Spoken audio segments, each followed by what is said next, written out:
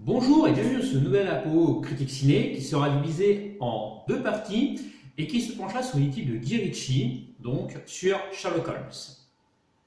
Bon ou mauvais film? Bonne ou belle saga? Pas si élémentaire que ça, mon cher Watson.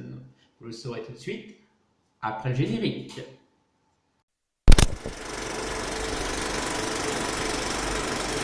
En mars, je vous ai demandé quel diptyque vous souhaitez que je critique avant de partir en vacances, entre la saga Sherlock Holmes et les deux films de X-Files. Et le hasard a fait que, après Snatch, donc j'ai fait la critique au mois de mai, vous ayez choisi un autre film de Guy Ritchie, Sherlock Holmes. Le hasard. Sorti en 2009, Sherlock Holmes est donc une revisite complète du mythe par le réalisateur anglais, que je ne vais pas vous représenter, puisque j'ai déjà fait dans la précédente vidéo. Alors, le film raconte quoi? Eh bien, les aventures du plus célèbre détective anglais qui, après avoir mis fin aux agissements du tueur magicien occulte Lord Blackwood, s'ennuie à mourir jusqu'au jour où Blackwood revient mystérieusement d'entre les morts et reprend ses sombres activités. Holmes doit alors repartir ses traces et éliminer ce fameux mystère, comment est-il revenu à la vie, etc. Alors, devant gérer la nouvelle fiancée de son partenaire et le commissaire Lestrade, le détective intrépide doit démêler les indices qui le mèneront vers une série de meurtres tordus, mêlés de magie noire et de rites francs-maçonniques. Il faut savoir que le film est tiré d'un comic book jamais publié par Lionel Wigram, qui a participé donc au film, et bien sûr tiré du célèbre personnage créé par Sir Arthur Conan Doyle. Ne me demandez pas comment Guy Ritchie a eu accès à ce book qui n'a jamais été publié, ça c'est un mystère et j'en sais absolument rien. Alors Guy Ritchie révolutionne-t-il le mythe de Sherlock Holmes? Eh bien oui. Fini dans ce film l'image du Sherlock Holmes taciturne, en tweed, propre sur lui, avec la loupe, le chapeau pas possible, et le Watson qui est plutôt maladroit et pâteau. Non, là, le réalisateur a fait de Holmes un détective crade, c'est ce qui est décrit dans le bouquin. Il arrive parfois, vous verrez dans le film, si vous voyez que le mec peut oublier de se laver pendant plusieurs jours. Dans le film, c'est vraiment un gros crado, Holmes. Il est arrogant, énervant, à la limite fou, tandis que Watson, lui, est un acolyte de choix pour Holmes, puisque ses réflexes d'ancien militaire aideront Holmes à se sortir de bien des situations parfois. Hérésie, scandale! Hérétique! Au bûcher! C'est le bûcher! Tommy. Eh bien non. Car si on relit bien les ouvrages d'Arthur Conan Doyle, Arthur Conan Doyle, puisqu'il était intronisé Sir par la reine d'Angleterre à l'époque, on remarquera non seulement une relative modernité de l'écriture de ces bouquins de Conan Doyle, et bouquin qui se prête parfaitement donc au traitement d'un blockbuster. Mais surtout, Guy Ritchie est assez fidèle au matériel de base, au livre, puisque si vous relisez les débuts des aventures de Holmes, avant qu'il ne devienne ami avec Watson, et vous verrez que Holmes n'est pas si propre que ça sur lui au début de l'aventure. C'est en vieillissant, se rapprochant des derniers épisodes, derniers volumes, que Holmes devient plus ou moins fréquentable. Au début, c'était limite à SDF, il est toxico, il est antisocial, etc. Enfin bref, je me suis le personnage. Holmes, c'est un personnage psychologiquement très dur à appréhender. Et ça, je préférais renvoyer aux critiques littéraires plutôt qu'à moi-même. Alors, outre une multitude de détails triviaux correctement transcrits, le film traduit pour moi assez fidèlement l'univers du personnage, ce côté un peu bohème, asocial, son esprit arrogant, ses sentiments.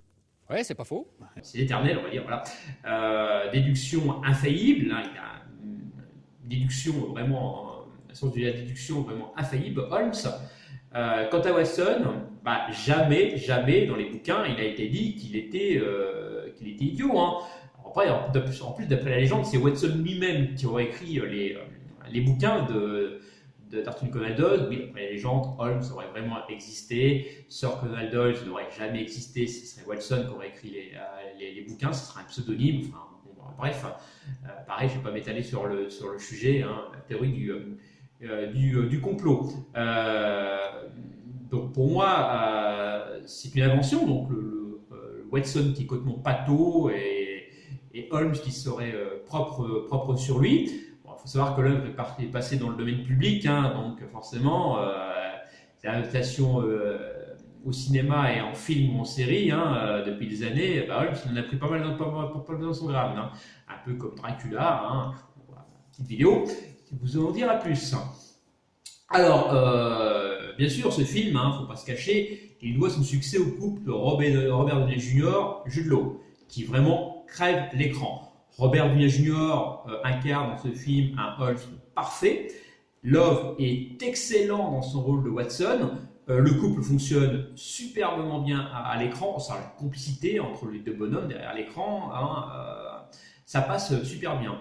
La mise en scène de Guy Ritchie est sur écran aussi donc un nom vraiment dans son film en pleine révolution industrielle, vers la fin du 19e siècle. Comme d'hab, il a choisi un casting aux petits oignons avec des malfrats à l'ennemi du stéréotype, hein, des gueules, hein, comme d'habitude dans les films de Guy Ritchie, puis moi comme je l'aime les appeler. Tous les effets de style du réalisateur déjà utilisés dans Snatch par exemple se retrouvent justifiés ici, à commencer donc par les ralentis qui nous font pénétrer dans l'esprit de Holmes pendant qu'il planifie chacun de ses prochains coups, jusqu'au furtif retour en arrière pour expliquer chacune de ses déductions. Donc c'est super bien foutu la réalisation de ce film.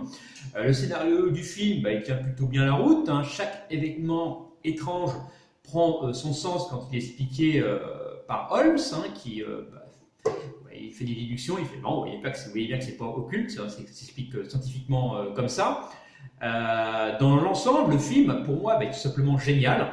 Qu'il s'agisse de la lumière, signé Philippe Rousselot, de la bande son très originale, tout en cordes Zigan, composée par Hans Zimmer, l'excellent Hans Zimmer, jusqu'à l'intrigue générale, donc aux accents, pour moi, très, très steampunk. Il faut savoir également qu'on est effectivement donc à la fin du 19e siècle, donc ça se prête très bien à l'ambiance steampunk du film imposé par Guy Ritchie. Alors, est-ce que c'est un bon film? Comme je vais le dire, pour moi, oui. Niveau note, hein, le film obtient malheureusement la note de 57 sur 100 sur Metacritic. Je ne sais pas pourquoi. Sur le site de notre partenaire Camden Watch, 6,9 sur 10. Quant à moi, je vais lui mettre la note de 8 sur 10 pour son scénario quelque peu alambiqué. Je vous recommande donc ce film que vous pouvez trouver en VOD ou en DVD. Il passe parfois également sur la télé, sur la TNT. Dites-moi donc, j'en ai fini, donc c'est critique, on l'aurait compris. Donc dites-moi ce que vous pensez de cette vidéo en commentaire. N'hésitez pas à vous abonner, à mettre des pouces bleus, à activer la petite cloche de notification. N'oubliez pas non plus que la chaîne a son propre Twitter où vous pourrez retrouver toutes les actualités de la chaîne. Je vous dis donc à la prochaine pour la suite de ce diptyque et surtout, gardez l'esprit critique. Ciao!